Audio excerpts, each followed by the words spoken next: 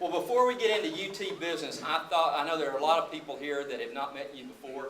Tell us a little something about your family and what you like to do when you do get a few minutes for free time. Okay. Well, I'm blessed with just a wonderful family. Kim's here with me tonight. Kim and I will be celebrating our 27th anniversary on Friday. Kim's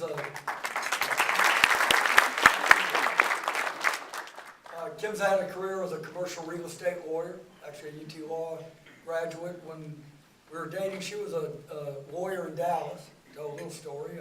Lawyer in Dallas. I drive up to Dallas every weekend to visit, drive back to Austin on Monday morning, teach my classes. And so I thought, well, that's putting a lot of miles on the car, and got a visiting professorship at SMU.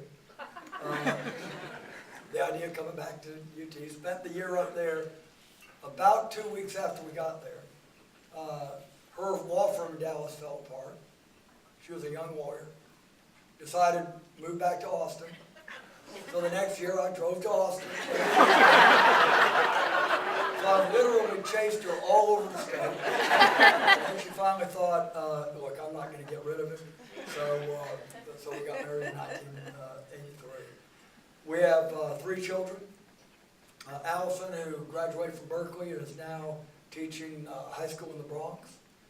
Annie, who many of you know and many of your children know, is a junior in communications at UT. And then we have a son who's a junior in high school, and we'll see where he ends up going to college. I also have 2 older children, 36 and 34. Matt, who is also a UT law grad and is practicing as a litigator in a big law firm in San Francisco, and a daughter, Kate, who lives in Oakland and goes all over the world doing sort of fashion photography. So I've just got a wonderful and supportive family, and I look forward to our anniversary. I think that one of the keys there is that you've got a daughter at the University of Texas, so I'm sure you get some input at home from a student perspective. I do. And that actually is when it's fun. And she'll come by the office occasionally. Dad, I've got a paper due at 10 o'clock. My printer won't work. Can I email you something? But we do see each other a fair amount. And both she and her friends, it really is both joyful, but very useful to see the experience from the student point of view. I've spent a lot of time with a lot of students, but she'll be candid with me, and I learn a lot from Annie and her friends.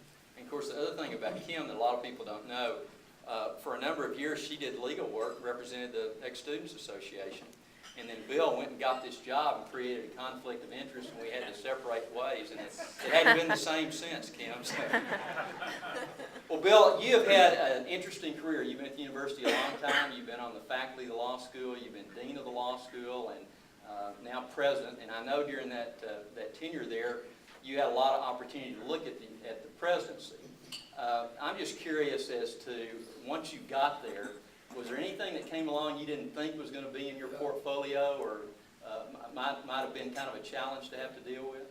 Well, and I talked to Larry Faulkner a lot before taking this job. And I don't know if there's so much surprises, but things that hit you. The law school did a lot of legislative work, a lot of alumni work, a lot of the similar sorts of things, a lot of constituencies. And Mr. Secretary, you mentioned that, the number of constituencies.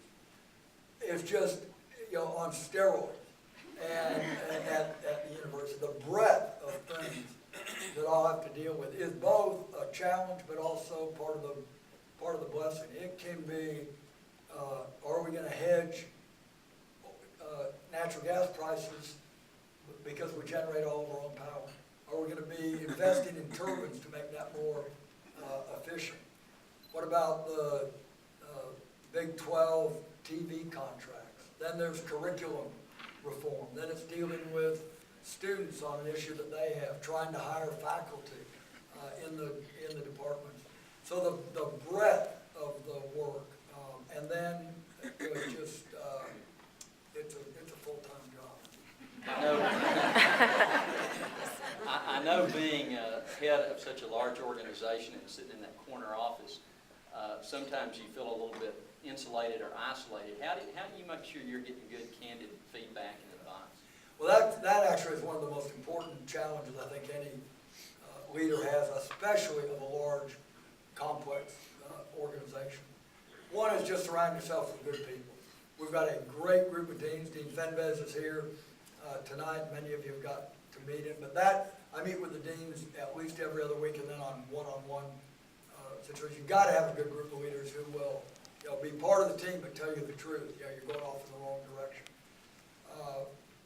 Same thing with the vice president. Same thing with the students, the faculty. Making sure that there's an atmosphere where people will say, we ought to do things a different way. I have found there's not a shortage of people who are willing to say, Bill, you ought to take a second look at that one. I bet that's true. And I'll say we get great advice from our advisory councils, from meeting with alumni. The Commission of 125 that many of you are familiar with, which is unique around the country. We're a group of citizens, alumni, friends, spent 2 years looking at the university, telling us where we ought to be going, advising us where we ought to go. That goes on in the advisory councils,